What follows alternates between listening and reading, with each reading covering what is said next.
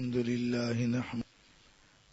لله نحمده ونستعينه ونستغفره ونؤمن به ونتوكل عليه ونعوذ بالله من شرور أنفسنا ومن سيئات أعمالنا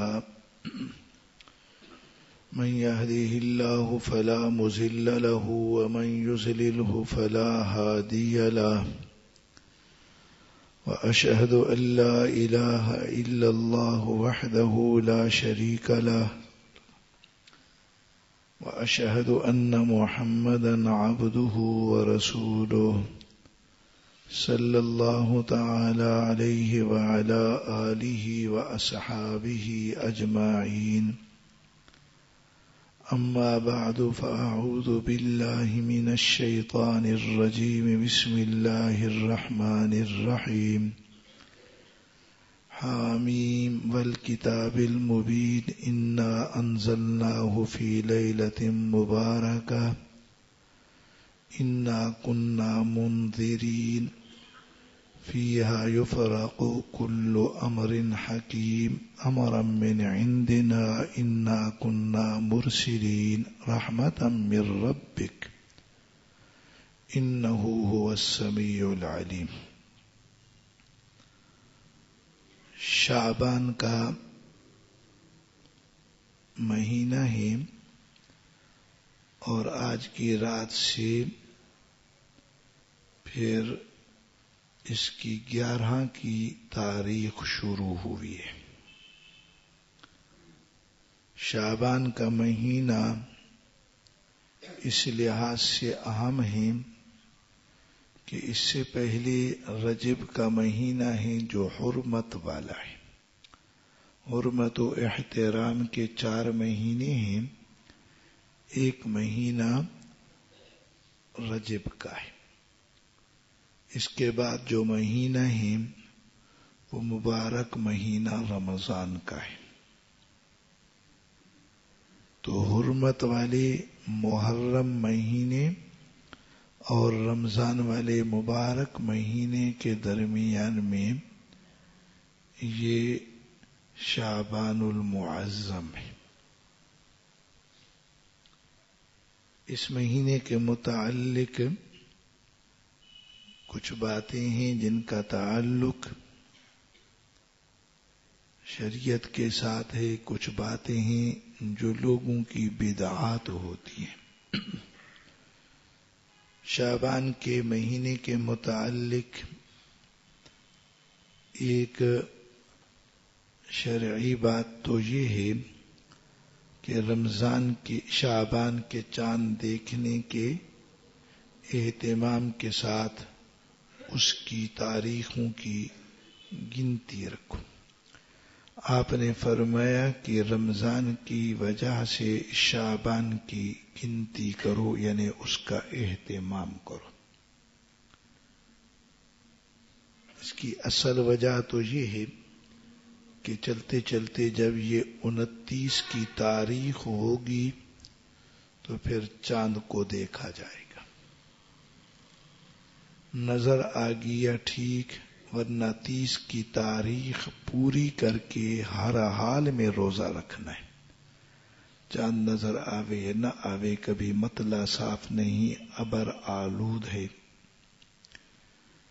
تو اہتمام ہوگا تو یہ چیز آسان ہوگی نا، نہیں تو آسان نہ ہوگی. یہ اصل وجہ. اور آدمی اگر یہ کرے تو یہ ضمنی فائدہ بھی اسے حاصل ہوگا کہ اسے رمضان کا انتظار شروع ہو جائے گا. ہمارے ہاں جس چیز کا انتظار ہوتا ہے اس کے دن گنے جاتے ہیں. باقی کتنے دن رہ گئے؟ جی 10 دن رہ گئے. فلاں ہے، کئی ہوتے ہیں نا، گھر جانا ہے، طالب کی چھٹی.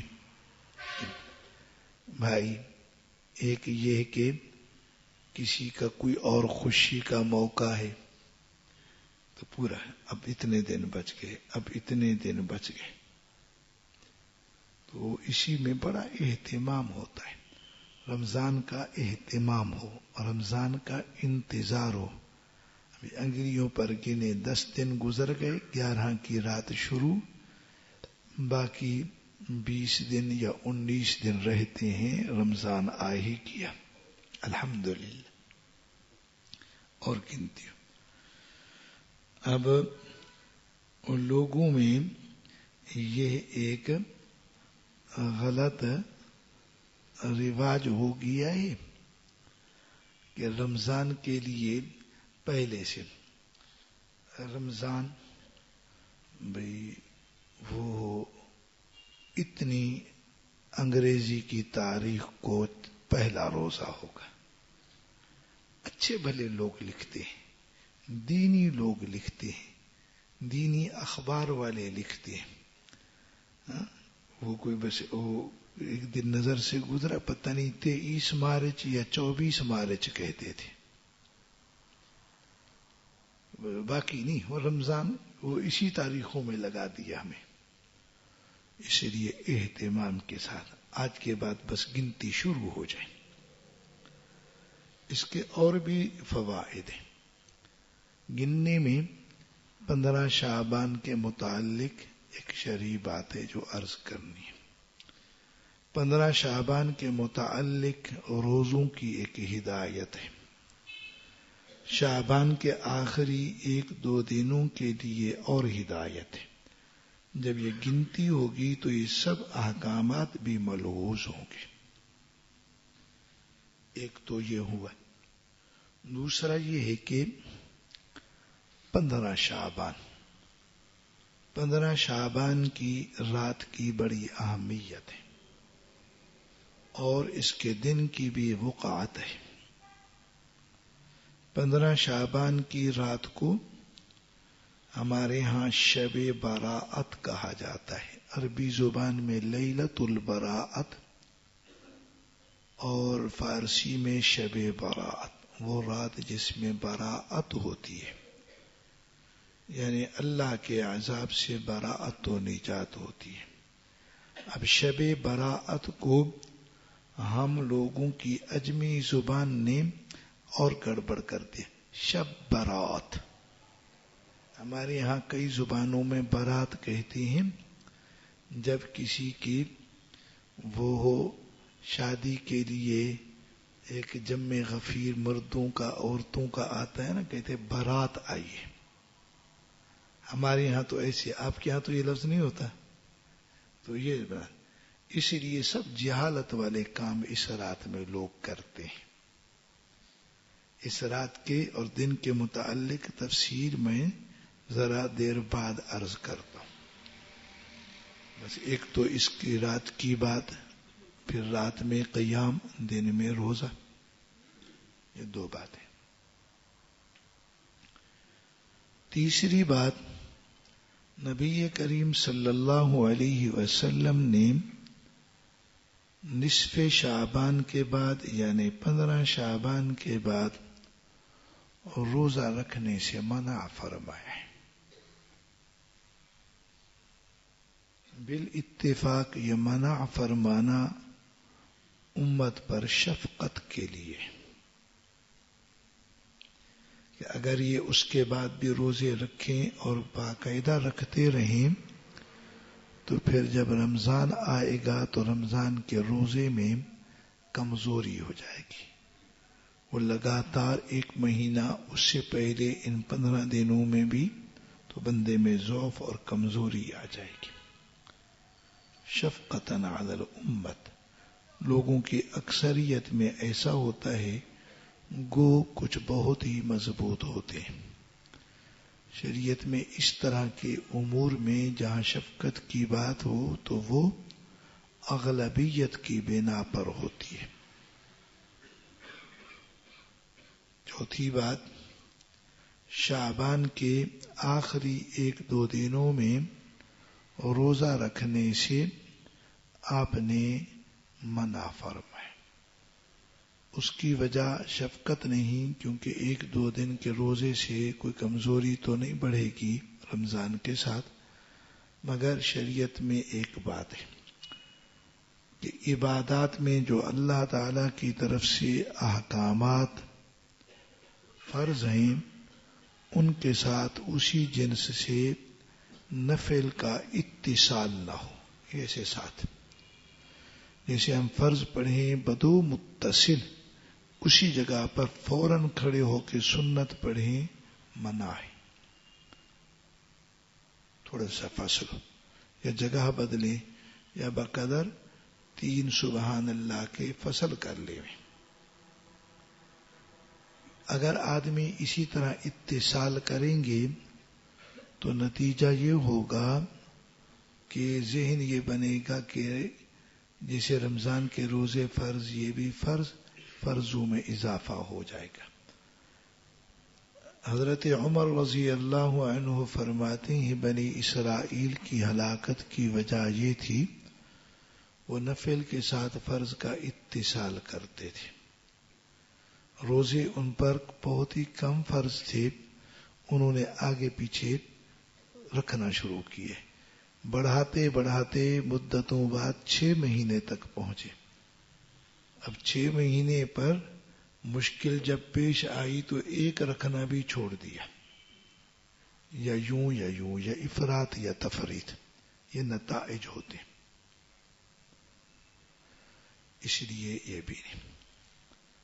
پھر کچھ ہمارے یہاں لوگ جاہل ہوتے ہیں نا, تو وہ کہتے ہیں کہ رمضان کے استقبال میں ہم روزہ رکھ رہے ہیں, رمضان کو سلامی دے رہے ہیں. یا پورے رمضان میں روزہ نہ رکھیں گے, سلامی کے روزے کے لیے تیار ہیں. اپنا گھڑا ہوا روزہ اہم ہے, اللہ کا فرض کیا ہوا روزہ کوئی اہمیت ہی نہیں. پھر جس دن میں شک ہو کہ آج پتہ نہیں 30 ہے شعبان کی یا یکم رمضان ہے, اس کو یوم الشک کہا جاتا ہے. اس میں تو روزہ رکھنے سے شدت سے منع آیا. آپ کا ارشاد ہے, صحابی کہتے ہیں, صحابی آپ کی اس بات کو یوں نقل کرتے ہیں, جس نے یوم الشک میں روزہ رکھا اس نے ابو القاسم صلی اللہ علیہ وسلم کی بے فرمانی کی. شعبان کے متعلق کئی باتیں. ایک اور بات, کسی آدمی کا ماہانہ روزے کا یا روزوں کا کوئی معمول ہو تو اپنے اس معمول کو پورا کرے. اگر وہ معمول آخری 15 دنوں کی کسی تاریخ میں آتا ہے یا شعبان کے آخری 1-2 دن میں آتا ہے تو کوئی حرج نہیں, کیونکہ وہ اپنے معمول کے. مثلا معمول ہو کہ جی معمول ہے ایک آدمی کا کہ وہ سوموار اور جمعرات کا روزہ رکھتا ہے. کچھ لوگوں کا یہ معمول ہوتا ہے ساری زندگی.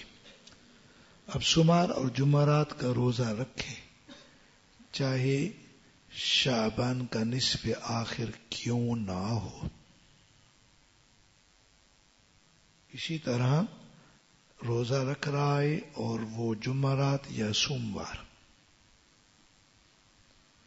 شعبان کا آخری دن ہے یا آخری 2 دنوں میں کوئی دن ہے پھر بھی رکھے, کیونکہ یہاں نیت نہ استقبال رمضان کی ہے نہ اتصال رمضان کی ہے, نوعیت ہی اس کی جدا ہے. آپ اپنے معمولات پر ذرا نظر فرمائیں, کیا ہے معمولات؟ یہ تو معمولات کی بات ہے. کچھ لوگوں کا یہ معمول ہوتا ہے کہ ہر مہینے میں 3 روزے رکھتے ہیں. پھر وہ ابتدا میں ہوں, درمیان میں ہوں, آخر میں ہوں, یا ہفتے میں کوئی ایک دن مخصوص کر لیتے ہوں, سوموار یا جمعرات کے 3 دن ہو جائیں. تو وہ شعبان میں بطریق اولا اپنے اس معمول کا اہتمام کریں, بطریق اولا, کیونکہ شعبان کا مہینہ بہت ہی اہم ہے. پھر مناسب یہ ہے کہ پہلے 15 دنوں میں ہو جائے. اگر معمول ہے پہلے رہ گئے تو بعد میں. اس سے بھی آسان بات یہ ہے کہ اگر ایام 20 کا اہتمام ہو جائے 13, 14, 15 تو ماشاء اللہ کیا خیال ہے جی بروز اتوار یاد کروایا جائے. شکیل میاں سوموار کو نہیں اتوار کو بعد الظہر گفتگو ہو انشاءاللہ. وہ ہے نہیں اس کو بتلانا تاکہ ہمارا یہ معمول بھی پورا ہو. بس سستی سی کر لیتے ہیں معمولات والے اور مہینوں میں کریں گے رجب شعبان کی چھٹیوں میں نہیں.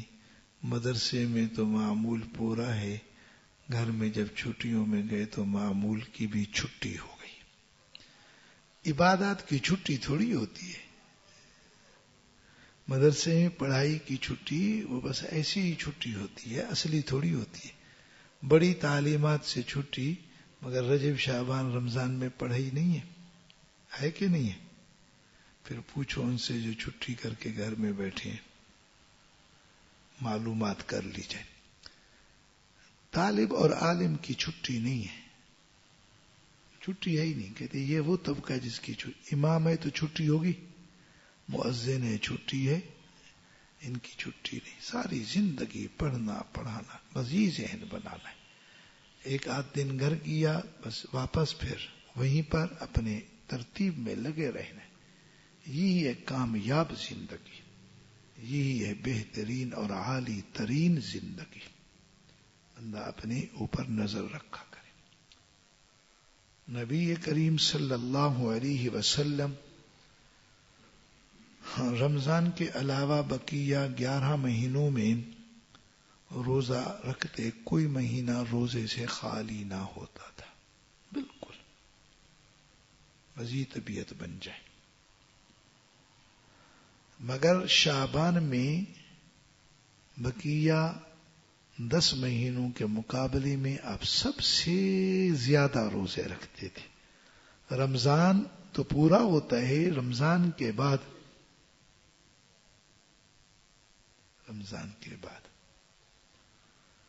شعبان کے سب سے زیادہ روزے تھے اکثر.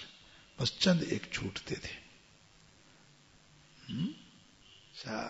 صحابہ کرام کہتے ہیں شعبان کا اکثر حصہ بس یوں سمجھو کل یہ بھی تغلیباً کہا کہ کل نہیں کچھ یعنی اس میں کچھ روزے بچ جاتے تھے. اتنا اہتمام تھا. مگر امت کو شفقت کے طور پر آخری 15 سے منع فرمایا. اللہ تعالیٰ نے تو آپ کو جو ہمت طاقت عزیمت دی تھی سبحان اللہ امت پہ شفقت تھی. تو یہ اس لیے کہ یہ مہینہ پھر اہم ہے. رجب اور رمضان کے درمیان کا مہینہ ہے. رجب اور رمضان کے درمیان کا اہم مہینہ ہے. اب ہم اللہ تعالیٰ توفیق دیں. ایک تو پڑھائی بھی ہے پھر پڑھائی بھی صبح و شام کی شروع ہو رہی ہے. کیسے کیا جائے؟ پڑھنے والے کیسے کریں پڑھانے والے کیسے کریں؟ سب کے لیے کوئی رعایا ہو جائے بلکہ دعا ہو جائے. اللہ ہمت دے. ہونا چاہیے انشاءاللہ. طلباء کرام کی تو جو معمولات شمار جمعرات کے ہیں وہ ماشاءاللہ چل ہی رہے ہوں گے انشاءاللہ وہ چل ہی رہے ہوں گے مگر 3 دن کا بھی اہتمام ہو جائے. شعبان کے متعلق میں نے آپ کو اہم باتیں مختصر انداز میں سمجھا دی ہیں لیکن اس میں کچھ تفصیلات بھی ہوں. اما عائشہ رضی اللہ تعالی عنہا فرماتی ہیں میں نے رمضان کے علاوہ رسول اللہ صلی اللہ علیہ وسلم کو کبھی پورے مہینے کے روزے رکھتے نہیں دیکھا سوائے شعبان کے کہ اس کے تقریباً پورے دنوں میں آپ روزہ رکھتے تھے. حضرت اسامہ سے ہے میں نے رسول اللہ صلی اللہ علیہ وسلم سے پوچھا کہ میں نے آپ کو شعبان سے زیادہ کسی اور مہینے میں روزے رکھتے نہیں دیکھا یعنی نفلی روزے اس سے زیادہ نہیں دیکھیں. آپ نے فرمایا یہ رجب اور رمضان کے درمیان واقع ایک مہینہ ہے جس کی برکت سے لوگ غافل ہیں، جس کی برکت سے لوگ غافل ہیں. فرمایا اس مہینے میں اللہ تعالی کے سامنے اعمال پیش کیے جاتے ہیں. میری خواہش ہے کہ میرے اعمال اس حال میں پیش ہوں کہ میں روزے سے ہوں.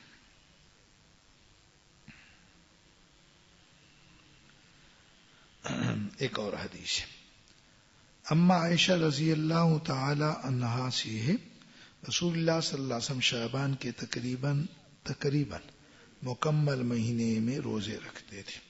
میں نے پوچھا کہ آپ کو شعبان کے روزے بہت پسند ہیں؟ رسول اللہ صلی اللہ علیہ وسلم نے فرمایا اللہ تعالیٰ اس سال انتقال کرنے والوں کے نام اسی مہینے میں لکھ دیتے ہیں. میری خواہش ہے کہ میری موت کا فیصلہ اس حال میں ہو کہ میں روزے سے ہوں. سبحان اللہ. امام الانبیاء کی بات سب سے عالی ترین مقام دیا، مگر اللہ تعالیٰ کے آگے عبدیت کا عالم یہ کہ جس وقت لکھا جائے کہ اسی سال موت ہو تو اسی وقت میں روزے سے ہوں جب میرے لیے یہ چیز لکھی جائے.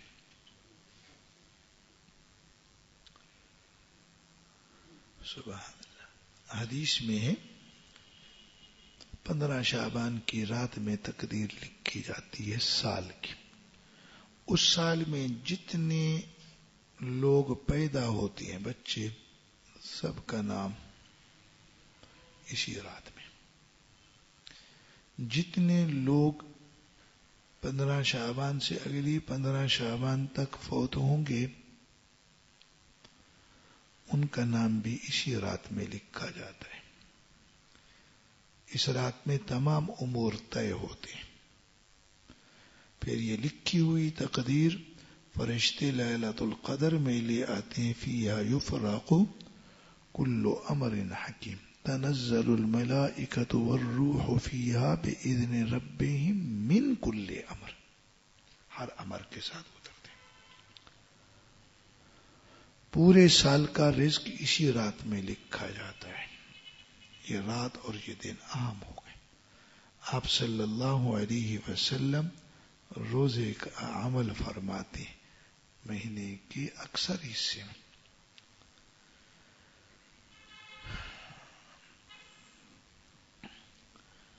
پندرہ شعبان کی رات یہ شروع ہوتی ہے جب 14 کی تاریخ کا سورج غروب ہوگا تو اب رات شروع ہوگی. منگل کے دن مغرب سے 15 کی رات شروع ہوگی صبح صادق تک. یہ ہے 15 شعبان کی رات جس کو لیلۃ البراءت، شب براءت کہتے ہیں. تو اس رات کی بڑی اہمیت ہے. احادیث میں آپ سے ارشاد ہے اس رات میں قیام کرو، اس دن میں روزہ رکھو. پھر جتنا ہو سکے پوری رات کی ہمت مشکل ہو جاتی ہے تو کم از کم فرائض کا اہتمام، اس رات کے جو معمولات ہیں. ابھی مغرب کے بعد ذکر کا معمول ہے آپ لوگوں کا؟ جی گھر میں بھی کرتے ہو؟ تو پھر معمول اس کو کہتے ہیں جو ہمیشہ ہو. معمول کوئی وقت بنائے. اوابین کا بھی معمول ہے. جی اوابین مغرب کے بعد 2 کے بعد 4 یا 6. گھروں میں بھی ہے معمول، اس کو کہتے ہیں جو ہمیشہ. بس ابھی تھوڑا سمجھتے جائیں گے نا، میں تھوڑا سا یہ سبق دے رہا ہوں ساتھ کے ساتھ. یہ اوابین بھی ہو جائے. عشاء کے بعد یہ بھی. طالب جان تو ماشاءاللہ رات کو بھی پڑھتا ہے. دورہ مشکات والے رات کا سبق پڑھتے ہیں. دورہ تفسیر والے تکرار دے میں پڑھائی ہو گئی. عبادت چل رہی ہے الحمدللہ، شکر ہے. پھر تہجد کو بھی اٹھ جاویں، اتنا بھی قیام کر لو الحمدللہ. صبح اور عشاء کی نماز جماعت سے ہو جاوے، ماشاءاللہ آسان کام ہو گیا ہے، کوئی مشکل ہی نہیں، بس کوئی التزامات کوئی چیز نہیں ہوئی، آسان سا کام ہو گیا، ایسا کام جو ہر کسی کے لیے کرنا بھی آسان ہو جاتا ہے۔ اللہ ہمیں توفیق عطا فرمائے۔ قرآن مجید کی تلاوت کبھی رات کو معمول ہوتا ہوگا، معمولات میں یہ ہونا چاہیے کہ رات کو یاسین بھی پڑھیں، حامیم دخان بھی پڑھیں، الف لام میم تنزیل سجدہ بھی، سورت واقعہ بھی، سورت ملک بھی۔ لمبا کام تو نہیں ہو گیا، یہ تو ہر رات کا معمول ہونا چاہیے۔ کبھی کبھی پڑھ لیتے ہیں، نہیں پڑھتے، چلو دائماً پڑھ لیا کریں، جب پڑھیں گے تو کوئی بوجھ نہیں ہوگا، جب معمول کوئی بنا لیں گے تو وہ عمل طبیعت کا حصہ بن جاتا ہے، آدمی کی طبیعت اس عمل کا خود تقاضا کرتی ہے، میرا یہ وقت ہے، یہ معمول ہے، رہ گیا بعد میں خود آپ کی طبیعت، آپ کا دل آپ کو کہے گا فلانا معمول رہ گیا، دل میں پچھتاوا پیدا ہوگا، افسوس، بس بندہ کہے گا اس کا تلافی ابھی کر کے چھوڑوں گا، تلافی ضرور کرنی ہے۔ تلاوت کا معمول، اللہ تعالی ہم کو توفیق دے، کچھ طبیعت کو ان اعمال میں عادی بنا لیں، رچا بسا لیں، اللہ مجھے بھی اور آپ کو بھی توفیق عطا فرمائے، صرف سننا نہیں ہے، عمل بھی کرنا ہے۔ اس رات کے اندر قیام کی بات کئی صحابہ سے منقول ہے،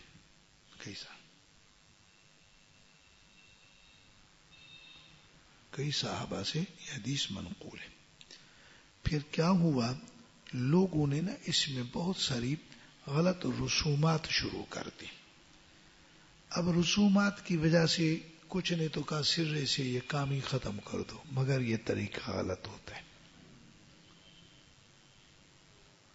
اصل محققین کی ترتیب یہ ہوتی ہے، جو چیز جتنی قدر احادیث سے ثابت ہے اس کو برقرار رکھو، رسومات کو دائیں بائیں ختم کر دو، نہ ہی رسومات میں گزارو، نہ ہی رسومات کی وجہ سے اصل عمل جو احادیث سے منقول ہے اس کو چھوڑو۔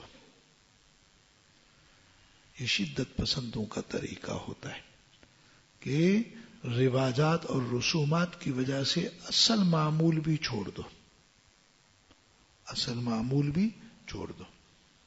اب ہمارے یہاں کتنے امور ہیں، پڑھائی ہے، مدرسہ ہے، رمضان ہے، ستائیس ہے، ختم قرآن ہے، ادھر اسی طرح ختمات ہیں، ختم بخاری وغیرہ، لوگوں نے کچھ رسوم کیے تو بندہ کہنا اب اس ہر چیز کو ہی چھوڑ دو، ایسا رسومات پہ قابو پایا جائے، رسومات پہ قابو پایا جائے، یہ ہے اصل ترتیب۔ اللہ تعالی ہمیں اصل چیز پر عمل کی توفیق عطا فرمائے۔ شیطان آدمی کا بڑا دشمن ہے، احادیث سے معلوم ہوتا ہے شیطان آدمی کے ہر کام میں آتا ہے، اس کا آنا دو طرح ہوتا ہے، بلکہ کئی طرح اور بھی ہوگا۔ ایک تو یہ کہ جب بندہ عمل کر رہا ہے پہنچ گیا، ریا کا خیال ڈالے گا، عجب کا ڈالے گا، اس میں نہیں چلے گا، تو نماز پڑھ رہا ہے، خیالات میں کبھی کوئٹہ لے جائے گا، کبھی لاہور گھما آئے گا، ایسے ہوئے نا، یہ آ جاتا ہے۔ اپنے اختیار سے خیال لاؤ نہیں تو نقصان کوئی خاص نہیں ہے، تھوڑا ہے۔ اپنے اختیار سے خیالات وساوس نہ لاؤ، دیکھو پہنچ گیا، یوں کرے گا۔ ایک خطرناک کام ہے، شیطان ہر کام میں آتا ہے، اس میں بدعات اور خرافات کا عمل ساتھ ڈلوا دیتا ہے۔ جب خرافات ہوتی ہیں تو اصل عبادت تو بالکل ہی مغلوب ہو جاتی ہے، خرافات۔ بدعات آتی ہیں تو بدعات میں بدعت کو بڑی اہمیت دی جاتی ہے، جس کی وجہ سے اصل امر بھی اصل عمل بھی ضائع ہو جاتا ہے. اب شیطان کی باتیں دیکھو، 27 رمضان ہے، اہم ہے، یا کوئی ختم قرآن کا موقع. اب شیطان پہلے سے سارا نظام بنا دیتا ہے، ہوتا بندہ ہے لیکن پہلے سے نظام.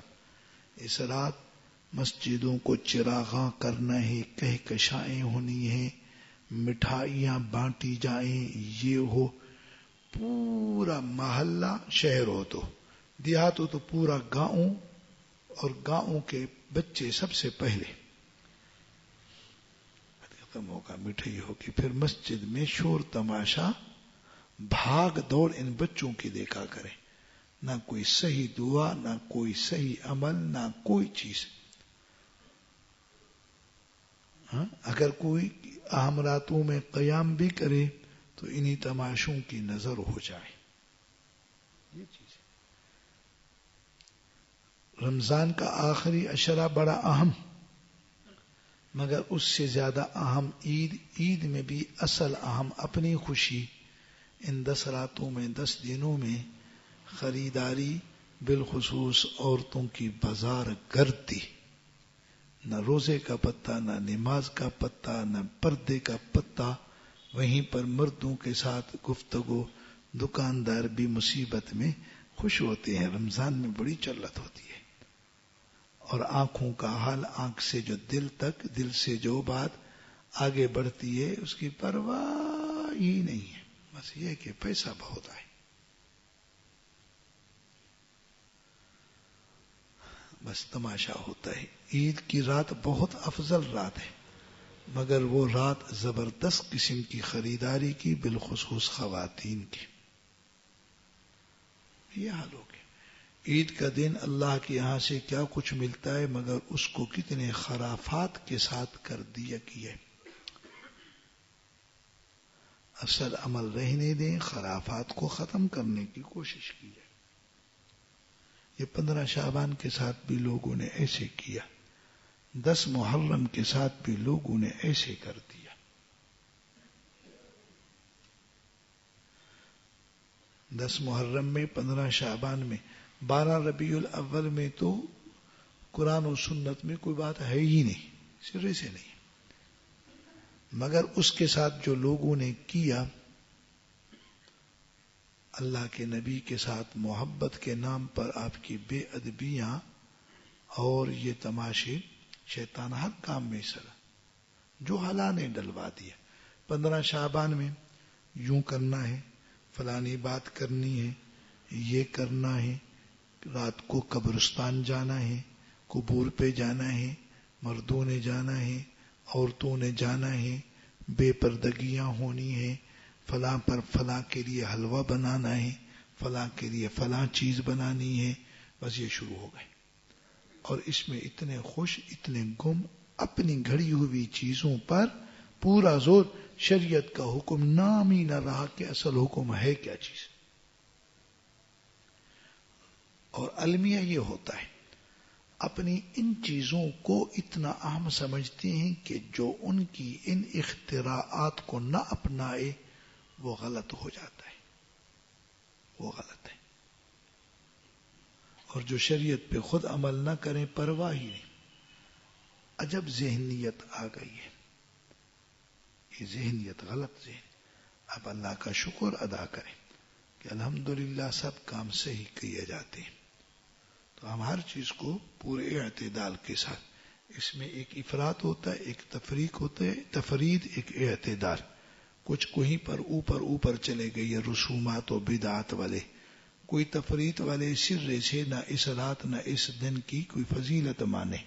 درمیان میں اصل چیز کو باقی رکھو جو آپ علیہ السلام کے یہاں سے ہے، صحابہ کرام کے معمولات میں ہے، اس کو برقرار رکھنا ہے. اور جو لوگوں کی اس میں اختراعات، ایجادات ہیں، اس کو ختم کر دینا ہے. اللہ تعالیٰ ہم تمام کو تمام امور میں عمل کی توفیق عطا فرمائے.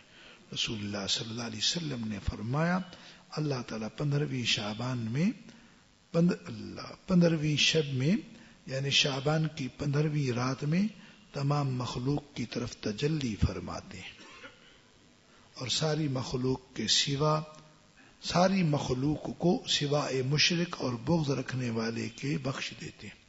مشرک کو نہیں بخشتے. مشرک کافر گئے، جو کسی کے ساتھ بغض رکھتا ہے اس کو بھی اللہ نہیں بخشتے. شرک اور کفر کا معاملہ اللہ کے حقوق میں خطرناک ہوا، اور بغض کا معاملہ حقوق العباد میں خطرناک ہوا. جب آپس میں کوئی اونچ نیچ لڑائی جھگڑا ہو نا تو بڑا بغض ہوتا ہے. یہ بیماری بہت عام تام ہے. کبھی ہم لوگ بیٹھ کے اپنے دل پہ نظر کریں، دل کا کیا حال ہے. رشتہ داروں میں جہاں جھگڑا ہے ان کے ساتھ بغض کیسے. کسی بھی معاملے میں جو ہمارا کوئی ہمارے جیسا کام کرنے والا ہے اس کو فریق بنا کر اس کے ساتھ بغض کیسا ہے. بغض رکھنے والے کو بھی اللہ نہیں بخشتے. اور میں ہی اللہ تعالیٰ قاتل کو، بغض رکھنے والے کو نہیں بخشتے، ان کے سوا سب کو بخش دیتے. حضرت عثمان بن ابی العاص سے حدیث ہے، رسول اللہ صلی اللہ علیہ وسلم نے فرمایا 15ویں شب میں، یعنی شعبان کی 15ویں شب میں، شب براءت میں، اللہ تعالی کی طرف سے ندا آتی ہے، آئے کوئی مغفرت مانگنے والا میں اس کے گناہوں کو بخش دوں. آئے کوئی سوال کرنے والا میں عطا کروں. پھر آگے ہر سوال، یعنی کوئی بھی ہو سوال کرنے والے کو عطا کرتا ہوں. فرمایا ہر سوال کرنے والے کو میں عطا کرتا ہوں سوائے مشرک اور زنا کرنے والے کو. ایک حدیث میں ہے نبی کریم صلی اللہ علیہ وسلم نے فرمایا اللہ تعالی 15 شعبان کی شب کو آسمان دنیا پر نزول فرماتے ہیں، یعنی اللہ کی خاص رحمت کا نزول ادھر ہوتا ہے. اور اللہ تعالیٰ کلب کی بکریوں کے بالوں کی تعداد سے زیادہ لوگوں کی مغفرت فرماتے ہیں.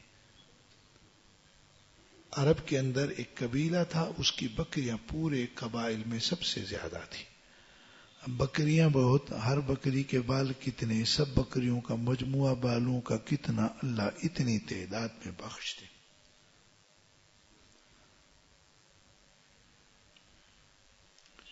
فرمایا اس رات میں بے شمار لوگوں کی مغفرت ہوتی ہے مگر مشرک، عداوت کرنے والا، رشتہ توڑنے والا، قطع رحمی، اپنے رشتہ، تکبرانہ طور پر ٹخنوں سے نیچے کپڑا لٹکانے والا، والدین کی بے فرمانی کرنے والا، شراب پینے والا، اللہ تعالیٰ ان کی طرف نظر کرم نہیں فرماتے.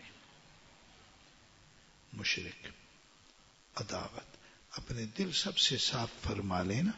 ذرا سی بات پر دل میں دوسروں کے متعلق عداوت بغض آ جاتا ہے. رشتہ نہ توڑے. رشتہ توڑنے کا معنی بول چال ہی ختم، تعلق ہی نہیں. چاچے کے ساتھ کبھی جھگڑا، کبھی ماموں کے ساتھ، کبھی پھپھو کے ساتھ، کبھی بھائیوں کے ساتھ، کبھی بھتیجوں کے ساتھ. دیکھو یہ سارے کام چل رہے ہیں، آپ کو نظر آ رہے ہیں. ہم ہر نظر کریں. پھر ضد اتنی ہوتی ہے بس میں نے نہیں بات کرنی، اتنا اناد ہو جاتا ہے بندہ سمجھتا ہے نہ بخشا جاؤں پرواہ نہیں، یہ کام میں اس کے آگے جاؤں یہ تو میری بےزتی ہے. ادھر دیکھو اللہ نظر کرم ہی نہیں فرماتے. اللہ کوئی چیزیں پسند نہیں ہے، اپنی پسند میں نہ چل، رب کی پسند پہ چل.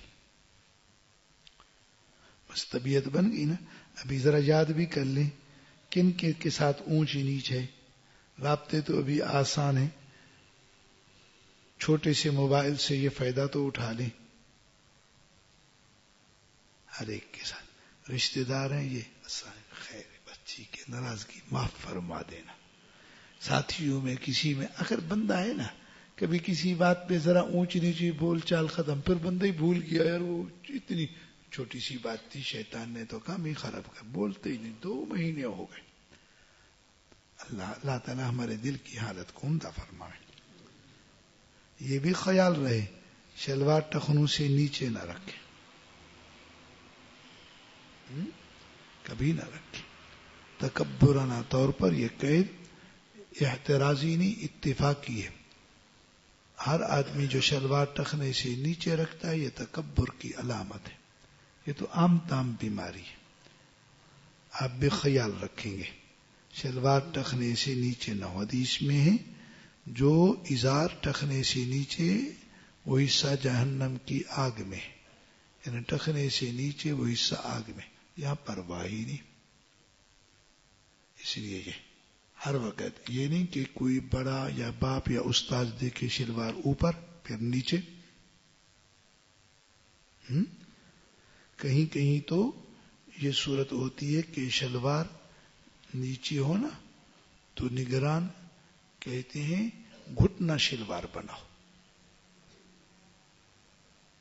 اب گھٹنا شلوار میں بڑی شرم آر محسوس ہوتی ہے اور ٹخنے سے نیچے رکھنے کے گناہ پر کوئی شرمندگی نہیں ہوتی ہے. عجب معاملہ ہوا. آسان کام ہے. کہتے شلوار بڑی نیچے ہو جائے پھر کینچی شلوار ہو نیچے سے کاٹ ہی دے بندہ آرام سے سی لے. نہ نیچے جاوے نہ کوئی پریشانی نہ کوئی گناہ. ادھر دیکھو 15 شعبان جس رات میں اللہ یوں نظر کرم فرماتے ہیں چند کے علاوہ سب کو بخش دیتے ہیں. اس کو نہیں بخشتے. اللہ کو یہ بات پسند نہیں ہے. طبیعت بنائے نا طبیعت بناؤ بس طے کرو. شلوار جب سلوانی ہے چھوٹی سلوانی ہے بڑی سلوانی نہیں ہے. لوگ تو نماز کے اندر بھی شلوار نیچے سے ٹخنے لگ رہے ہیں. پرواہ ہی نہیں ہوتی ہے.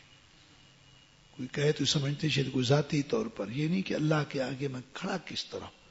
بندے کو اللہ کے آگے کھڑے ہونے میں بہت سوچنا پڑے گا. ماں باپ کی بے فرمانی نہ ہو. یہ بھی سوچو اونچ نیچ تو نہیں کرتے ہیں. وہ فلانی بار اماں ناراض تو نہیں ہے ابا ناراض تو نہیں ہے. بہت احتیاط. شراب اور نشے سے بچے. ایک حدیث میں حضرت علی رضی اللہ عنہ فرماتے رسول اللہ صلی اللہ علیہ وسلم نے فرمایا جب شعبان کی 15ویں شب ہو تو اس رات میں قیام کرو اور اس دن میں روزہ رکھو. اس لیے کہ اللہ تعالی غروب آفتاب کے وقت سے ہی آسمان دنیا پہ نزول فرماتے ہیں. اللہ کی خاص رحمتوں کا ورود تجلیات کا. اللہ فرماتے ہیں کیا کوئی مغفرت طلب کرنے والا ہے میں اس کی مغفرت کروں. کیا کوئی رزق کا مانگنے والا ہے طالب ہے متلاشی ہے میں اسے رزق عطا کروں. کیا کوئی مصیبت کا مارا ہے میں اس کی مصیبت دور کروں. کیا کوئی ایسا ہے کیا کوئی ایسا ہے. صبح تک رب العالمین کی طرف سے یہ رحمت متوجہ رہتی ہے.